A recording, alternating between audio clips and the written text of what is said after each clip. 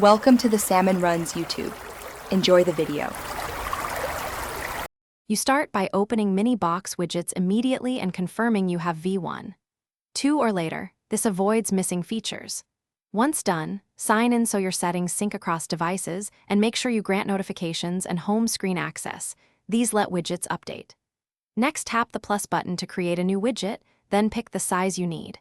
1x1 for compact info, 2x2 for balance, or 4x2 for detailed displays. This gets you into the first actionable step fast. Once the widget shell is created, choose a template. Clock if you want time at a glance, whether for forecasts, quick links for shortcuts, or custom data to pull API info. Then configure data sources. Pick local files, your cloud account, or enter an API endpoint.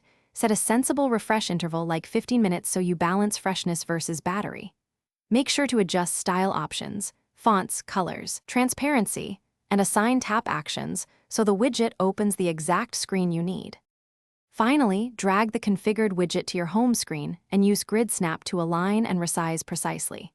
You should test taps and data refresh immediately. If data looks stale, verify API keys and network access because most issues are connectivity related.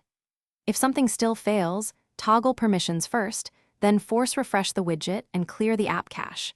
If that doesn't work, reinstall the app, which resets corrupt settings. One key tip: always check background refresh is enabled before more invasive fixes.